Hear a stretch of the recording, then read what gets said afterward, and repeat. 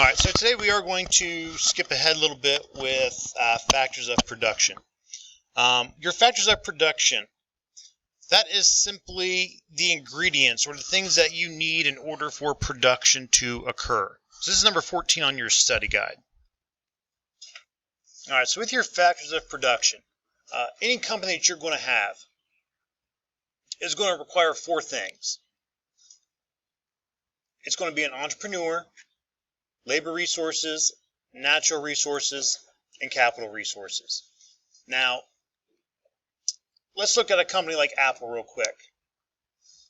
So it doesn't matter how big or how small your company is, it's still going to need these four factors. So we'll start with the entrepreneur. Your entrepreneur is simply your business owner. It is the person who puts all these other resources together. It's the person who has the idea for the company. Usually it is your business owner. Okay, so in Apple's example, you have a picture of Steve Jobs. So Steve Jobs is the guy who started Apple. He put all these other resources together. So we'll start with the natural resources for factors of production. Natural resources are simply anything that is made by nature. Okay, so this would involve the land that your company sits on, the gasoline it might use, any rocks or minerals or precious metals, any plants it might use, any water it might use. Okay, anything that is not man-made. The other factor of production is labor resources. That's simply your people. That is the jobs that you have to employ to keep your business running or to make your product. So depending on what the business is, it can be a lot of different things. Okay, so if you're talking, again, about Apple here, it might be the people who are on the assembly line putting the phones together. It might be the custodians who clean the factories. It might be the managers who run the factories. It might be the salespeople who try to sell the devices. It might be the commercial team who comes up with the ads and things. It could be the store employees who are there to try to sell you the phones. Okay, so there's a lot of different labor resources involved with a big company like Apple. And then lastly is your capital resources. Capital resources is a big category. Okay, so anything that is not a natural resource, so if it's not made by nature, and it's not a human being, it's not a job, falls into capital resources. So for Apple, this would be the actual building or the factories where the phones are made. All the individual little pieces and parts that make up the phones. The boxes they put the phones in. The machines that the employees use to assemble the phones. The computers that they use to keep everything straight. All of the supplies that the custodian might even use would be considered a capital resource. So this next slide, guys, this is not on your actual study guide. I do want you to have this, though. It's on your typed version that I'll give you tomorrow. It's also on the version that is on Google Classroom. But it is here in case you need it. This is something you will need for your test. Okay, so but it is on your typed version of the study guide. So real quick, let's think back to our lemonade stands that we had last week. Even though they're on the computer, we can come up with their factors of production. So with your lemonade stand, who was the entrepreneur for that lemonade stand? Robbie? Yeah, you were. Okay, it was up to you to get all the supplies together, decide the pricing for your product, decide how much you're going to prepare each day to sell, all that kind of stuff. You were the the entrepreneur. What natural resources did you use for your lemonade stand? Okay. Okay, the lemons, sure.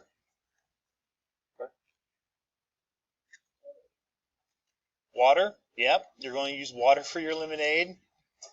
Oh, yeah. Okay, the sugar could be one. There's one big one we're leaving out. Of course. Yeah, we'll keep that with water. Nope. Are the cups made by nature? Nope. Nope, we already said that. Very good. The ground that you were selling the lemonade on. You needed to have a place to actually sell the lemonade. What about labor resources? Who actually sold your lemonade? Shiloh? It wasn't you. Wasn't you. Try again. Yeah, the cat and the dog who were out front actually selling your lemonade. Okay, those were your employees.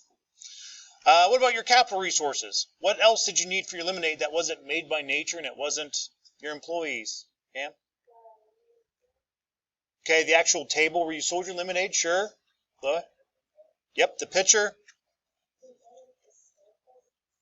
Okay, yeah, the money that the $20 they gave you to start the stand. Yep, the cups themselves. I can think of two more. I would have said the spoon that you used to stir the lemonade and the signs that you put out front on your lemonade stand. But I think we said the pitcher, didn't we? Yep, I think we said the pitcher. Okay, yeah, the sugar scoop if you used one. Yep. Yeah, because it said it was by cups, wasn't it? Yep. So that would work. So, or the marker that they used to write on their sign too would have been a capital resource. Very good. So, no matter what company or what business you're talking about, they usually always have these four things. Real quick though, I want to go through one more example.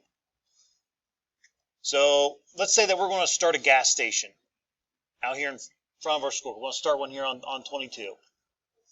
Okay, so same drill. Who's going to be the entrepreneur? Yeah, we are. I just said we were going to do it, so it's going to be us. What natural resources are we going to need for this gas station? Yep, the ground we're going to build on, sure. Are those made by nature? Nope, got to be made by nature. Yep, the actual gasoline. I can think of one more.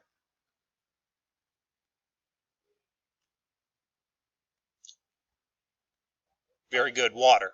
Okay, so our land, the actual gasoline, and the water would be our natural resources.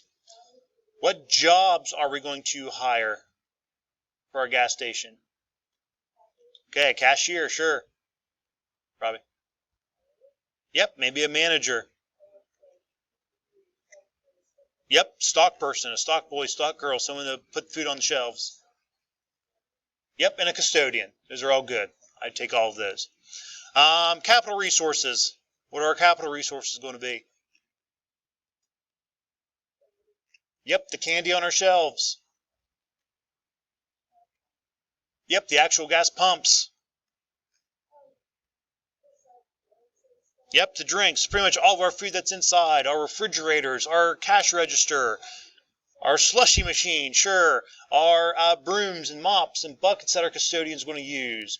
Our bathroom fixtures, our sinks, our toilets, our paper towel rolls, okay? All that stuff would be capital. All the way down to the paper clips and staplers that the manager might use.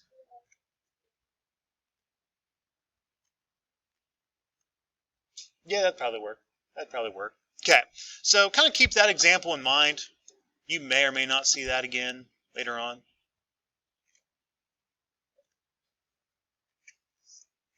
All right, so let's move ahead to our next topic here, which is competition. There are a ton of different companies and businesses that either do the same things or make the same types of products. So can you think of any businesses that we have here? Let's just stick with Zanesville only. What kind of business do we have here that do the same things or sell the same types of products? Okay, so you said Maxwell's. What do they sell?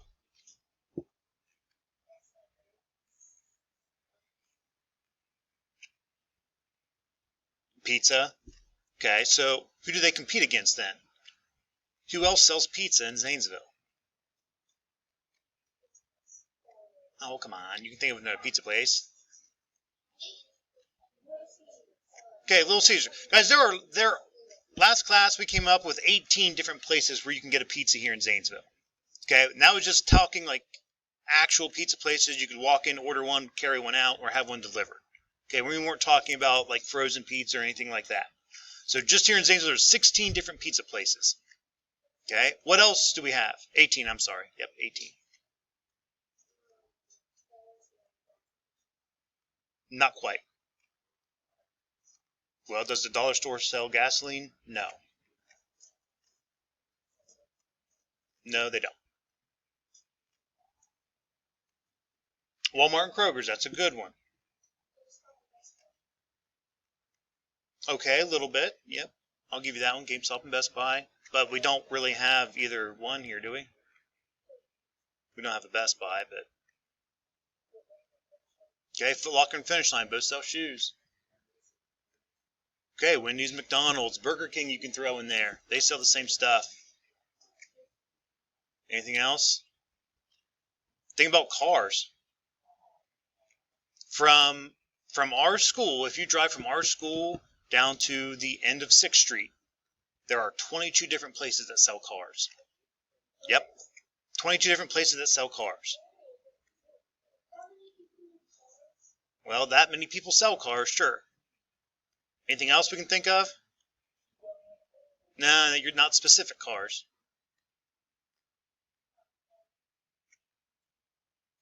Robbie? We've got cars. You guys are killing me today.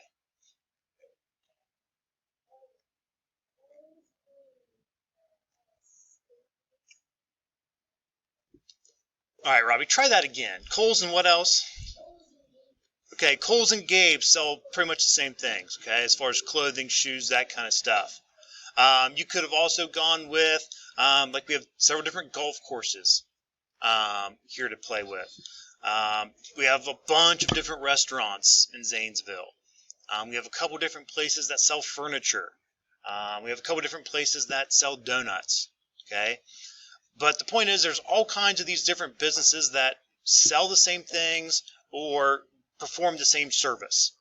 If you want to look at services real quick, there's probably 20 different lawn care places or places that will come mow your grass. Cardi, you got another one for services? Okay, what do you got? Okay, let's have it. Okay, Lowe's and Home Depot. You got, as far as services go, there's a bunch of different places where you can get your car washed or your car worked on, that kind of thing. Jason? Schools don't count. Schools aren't businesses. Yeah, schools aren't businesses. No. Oh, yeah.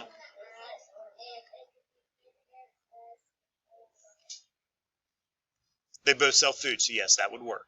They would be in competition with one another. Try that.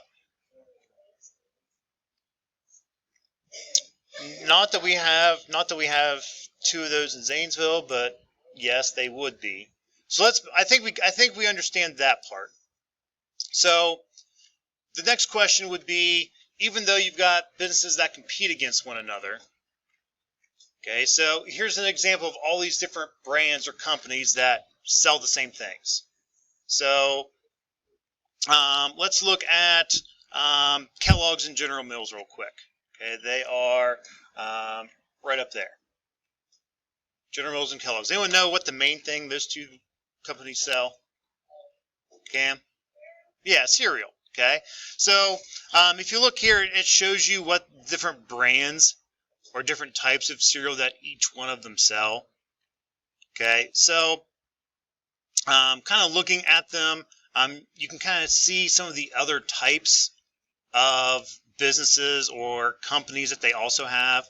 So for Kellogg's, for example, okay, if you look at Kellogg's, Eggos, Cheez-Its, and Pop-Tarts are also made by Kellogg's. Okay, well, I don't know about you guys, but I really didn't think of Cheez-It as being a Kellogg's branded food item. Okay, but why would the Kellogg's company want to have a brand like Cheez-It to sell? Yeah, to make more money. Okay, they have something else that their competitor doesn't. If you look at General Mills, looking through their brands, I don't really see any type of a cracker other than it looks like they've got those bugles. Okay, well, if General Mills has bugle crackers, those little pyramid shaped, I don't even call them a chip, I guess they're just kind of a little snack thing.